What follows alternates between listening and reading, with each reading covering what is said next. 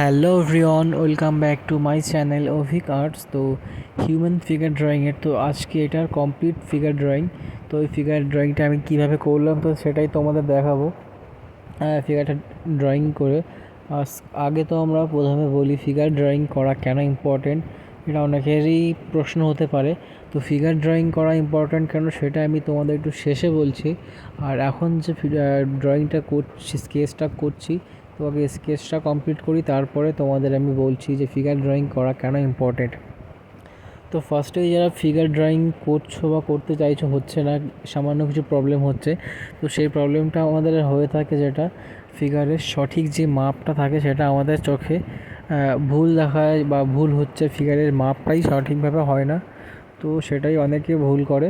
তো ফিগারের মাপ ঠিকঠাক রাখার জন্য বেসিক কিছু মাপ আমাদের ফিগারে রাখতে হয়। তো বেসিক্যালি যেটা আমরা সবার প্রথমেই দেখে থাকি যে ফিগার যে পজিশন যেটা থাকবে, তো সেটা আমাদের প্রথমে করতে হবে।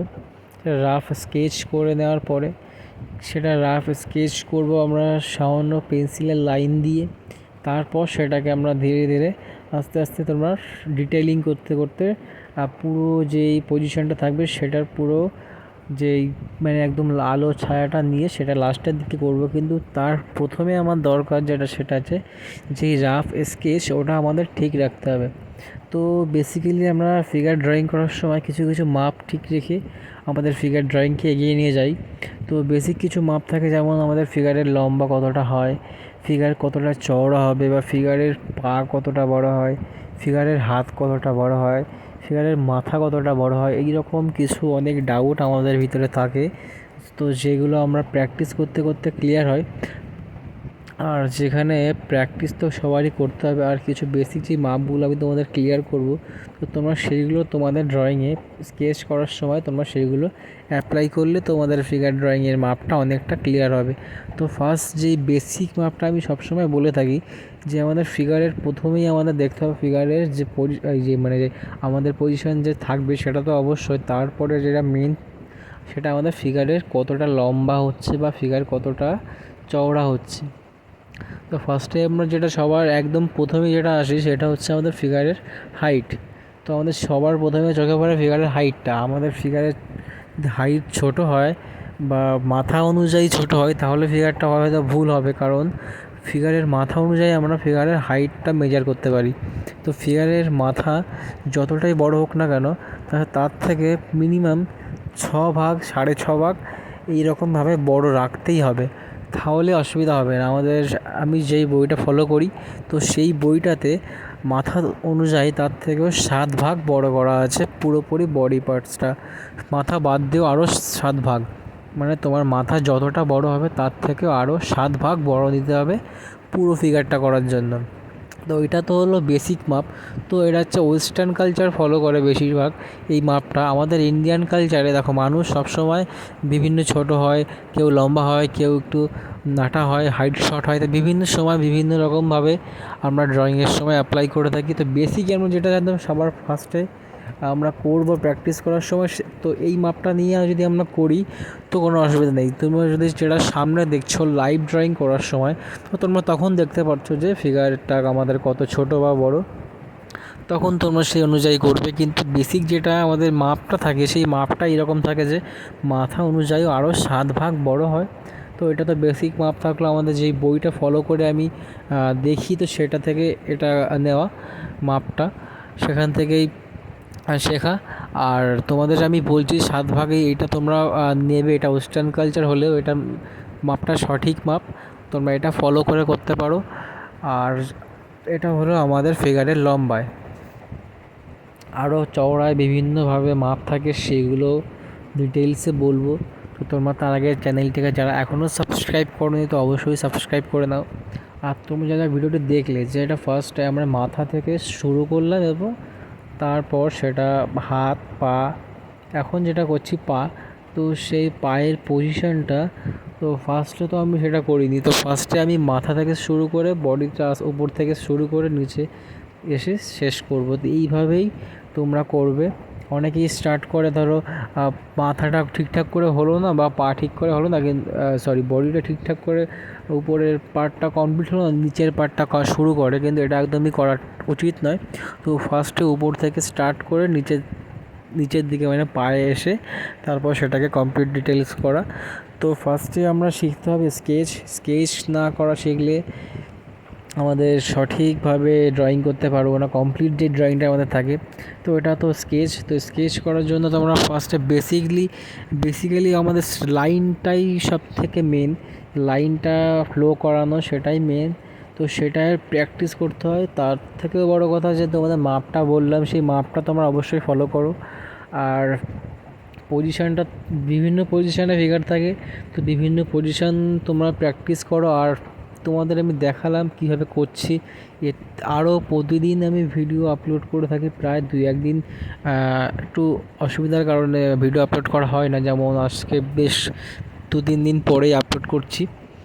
আর এখন তো বাজে তো প্রায় রাত 3:16, আর বাইরে বৃষ্টি হচ্ছে, হয়তো আওয়াজ তোমরা শুনতে পাচ্ছ। আর যাই হোক না কেন, ফিগার ড্রয়িং প্র্যাকটিস করা অনেক ইম্পর্ট্যান্ট। কেন বলছি, আমাদের ফিগার ড্রয়িং করা সব থেকে বেশি ইম্পর্ট্যান্ট, কারণ যারা কলেজে চান্স পেতে চাও বা আর্ট কলেজে যারা বেসিক্যালি চান্স পেতে চাও, তাদের জন্য তো ফিগার ড্রয়িং মোস্ট ইম্পর্ট্যান্ট। বিভিন্ন আমরা সবাই এখনও যে আর্ট কলেজে যখন এক্সাম দেবো তেমন না, অনেকেই আছে যারা আমরা সবে শুরু করছি আঁকা, ছবি আঁকা, তারা বা বিভিন্ন বয়সে বা যারা এখন ভাবছো যে আর্ট কলেজে চান্স পাওয়ার জন্য, তাদের একটা যেটা সবথেকে ইম্পর্ট্যান্ট ফিগার ড্রয়িং। কেননা যারাই আর্ট কলেজে পরীক্ষা দেওয়ার জন্য চান্স পাবে বা ফর্ম ফিল আপ করবে, তাদের এক্সাম থাকবে হলো কম্পোজিশন ক্রিয়েট করা, ফিগার লাইভ ড্রয়িং থাকবে, স্টিল লাইফ থাকে, বিভিন্ন রকমভাবে ড্রয়িং করতে হয়। আর যদি তোমাদের কম্পোজিশন তো মাস্ট থাকবেই, তো সেইখানে তোমাদের চাল বাজার, মাছ বাজার, সবজি বাজার, বিভিন্ন চুল নাপিত, যেটা বলে আমরা নাপিত চুল কাটছে, এমন একটা কম্পোজিশন করো। বিভিন্ন কম্পোজিশন আমাদের বলেছিল, আমরাও করেছি, তোমাদেরও বলবে, তোমরাও করবে। তো তারপরে সেটা যদি তুমি পাস করো, তারপরে তোমাদের একটা ইন্টারভিউ হবে, তারপরে গিয়ে তোমরা কলেজে চান্স পাবে তোমাদের যোগ্যতায়, বা তোমার যেটা যে ভালো করবে সেই চান্স পাবে। তো আমি তো আর্ট কলেজেই পড়ছি, তো তোমরা যদি আমার আর্ট কলেজে চান্স বা পরীক্ষা দিতে চাও, তো তোমরা অবশ্যই কন্ট্যাক্ট করতে পারো আমার সাথে। তারা অবশ্যই কমেন্ট করো। Art college, Indian art college আমাদের কলেজ দমদমে। তো তোমরা যদি পরীক্ষা দিতে চাও, এক্সাম তো হয়ে গেছে, বুঝলে। যাই হোক, নেক্সট ইয়ার যারা চান্স বা পরীক্ষা দিতে ইচ্ছুক, তারাও এখন থেকেই প্র্যাকটিস করো, তাহলে হবে। অনেক প্র্যাকটিস করতে হয়, লাইভ ড্রয়িং প্র্যাকটিস করো, ফিগার ড্রয়িং প্র্যাকটিস করো। বিভিন্ন কলেজ আছে, অনেক কলেজ আমাদের কলকাতায় 3টে কলেজ আছে, নামকরা কলেজ, সবই ভালো। সেখানেও সব একই রকম তোমাদের কম্পোজিশন দেবে, একই রকম না, বিভিন্ন রকমের কম্পোজিশন সেখানে বলবে, কিন্তু কম্পোজিশন তোমাদের করতেই হবে। আর সেখানে থাকবে মেইনলি ফিগারের মাপ আর লাইন ড্রয়িং আবার যারা জানো না, তারা অবশ্যই কমেন্ট করো, তো তাদের জন্য আমি স্পেশালি ভিডিও কিছু বানাবো।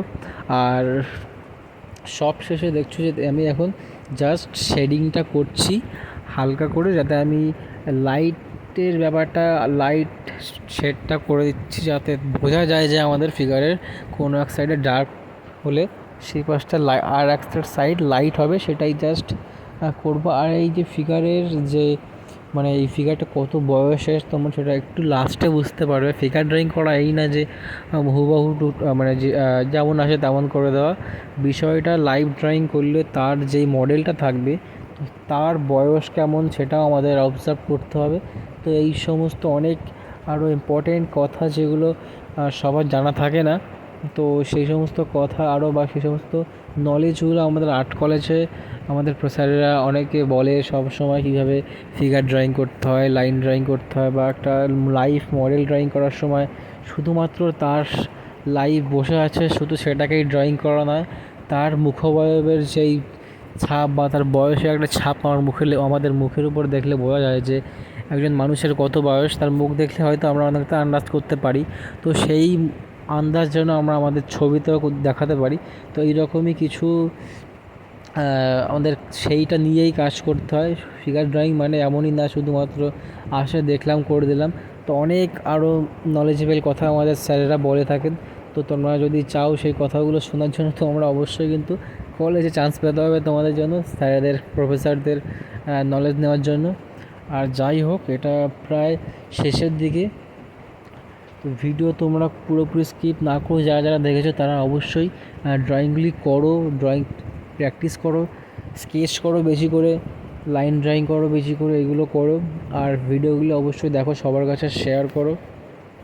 তো ড্রয়িংটা তোমাদের কেমন লাগলো তোমরা অবশ্যই কমেন্ট করে জানাও। আর আমি তোমাদের দেখাবো আমার পুরো এই সপ্তাহে কটা স্কেচ করা হয়েছে সেগুলো তোমাদের দেখাবো কালকে বা নেক্সট ডে তোমাদের আমি দেখাবো। তো আজকে এই ভিডিওটাই কমপ্লিট, ড্রয়িং প্রায় শেষের দিকে। তোমরা অবশ্যই লাইক কমেন্ট শেয়ার করো, ভিডিওটা কেমন লাগলো অবশ্যই কমেন্ট করে জানাও। আর তোমরা ড্রয়িং করে অবশ্যই কমেন্টে শেয়ার করো ড্রয়িংগুলি, দেখবো কারা কোথা থেকে ড্রয়িং করছো। আর তেমন তো কিছু আর কিছু বলার নেই, সবাই প্র্যাকটিস করো বেশি করে। আর ভিডিওটি দেখেও যদি ভালো লাগে তো তোমরা অবশ্যই চ্যানেলটিকে সাবস্ক্রাইব করে নাও। তো ভালো লাগলে অবশ্যই লাইক শেয়ার সাবস্ক্রাইব করো। তো আজকের জন্য এইটুকুই, দেখা হচ্ছে নেক্সট ভিডিওতে, ততক্ষণের জন্য গুড বাই।